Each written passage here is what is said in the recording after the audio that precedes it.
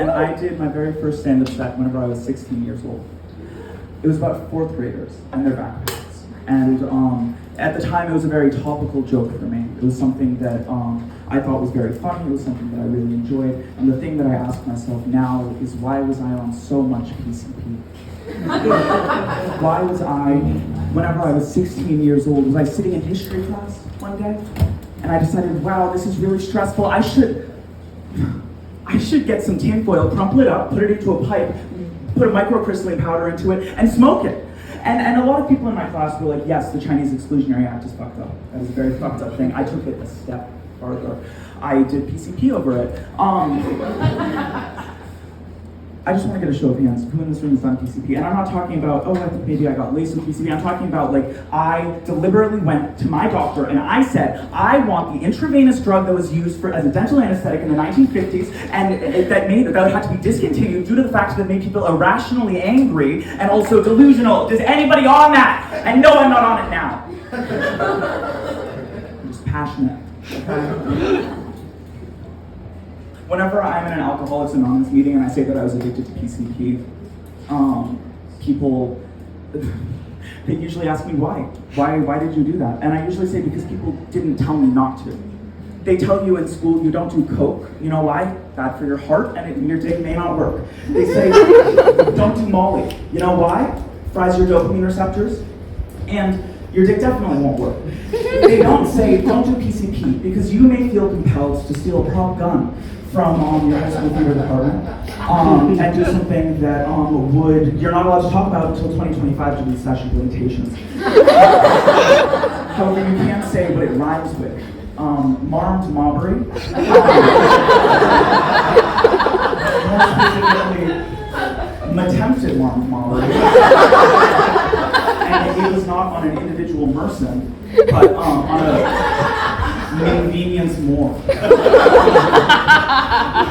What I wish somebody had told me whenever I started doing PCP is that if you do PCP, you may find yourself on a roof.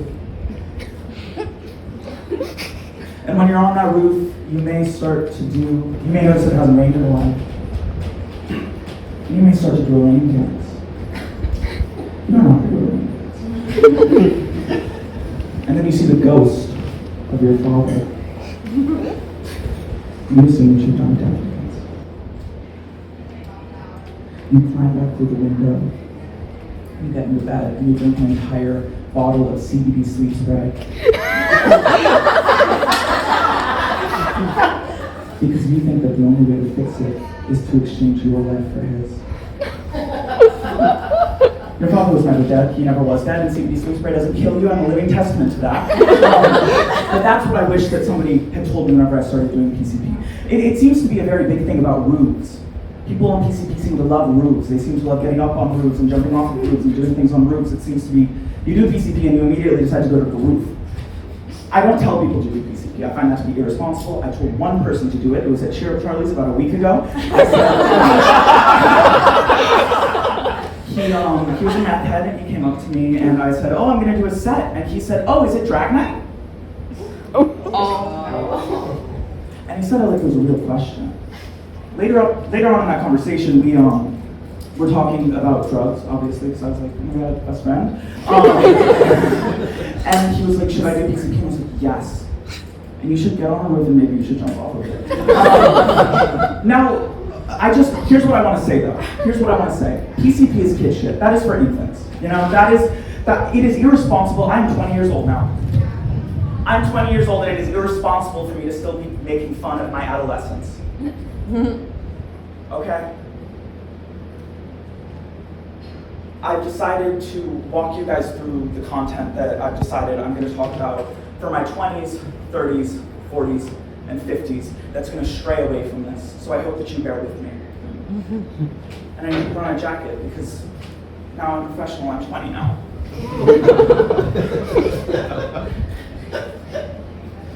I was doing my taxes and it looked like Greek to me. I opened the yellow pages and flipped to the CPA section. And for those not in the tax know, CPA stands for Certified Public Accountant.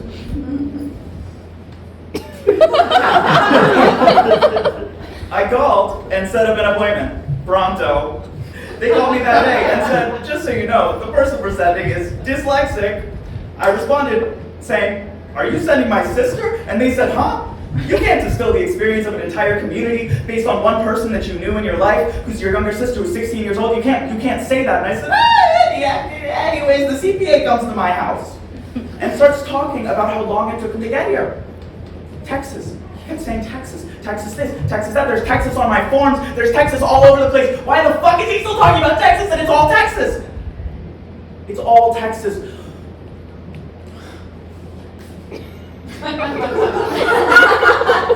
I say, please, I know that you're dyslexic, but please, for the love of God, help me with my taxes.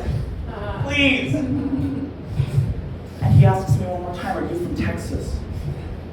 And I say, yes, I am from Texas.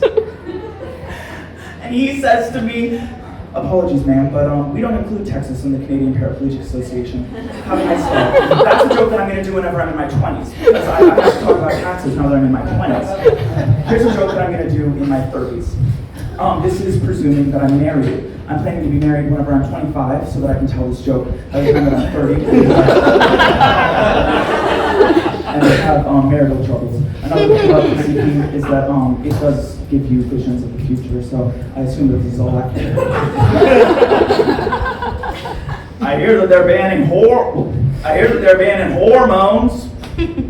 been having a hard time getting my hormones, which makes sense because the wife and I haven't had sex in years.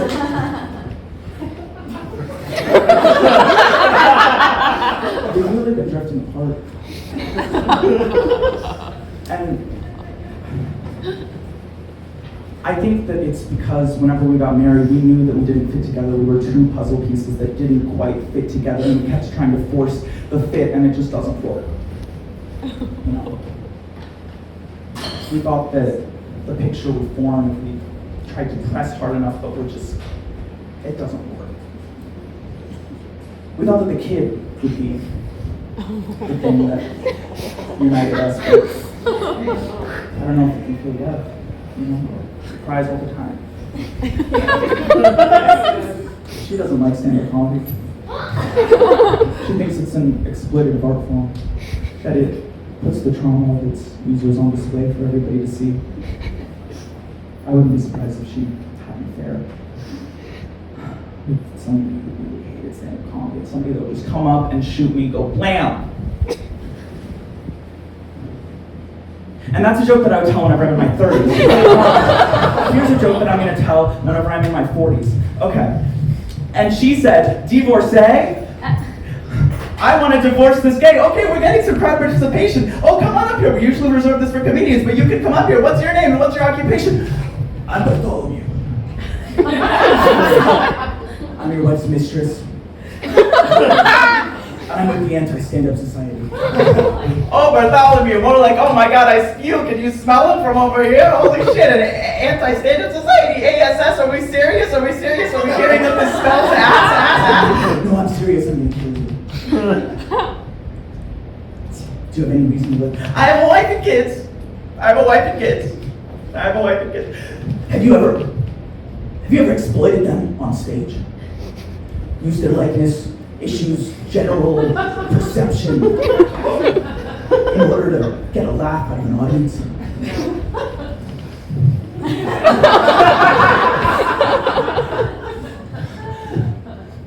I'm a comedian and I'm in my 40s.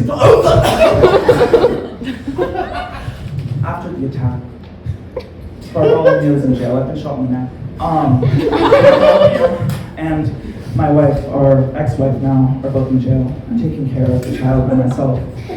I'm in my 50s now. And I've developed a crippling cocaine addiction. As well as a midlife crisis. Due to the fact that I've been shot in the throat, and I still smoke, I pop using one of the top boxes. This is a joke that I'm going to tell everyone after this. Do you want to hear a classic joke about taxes?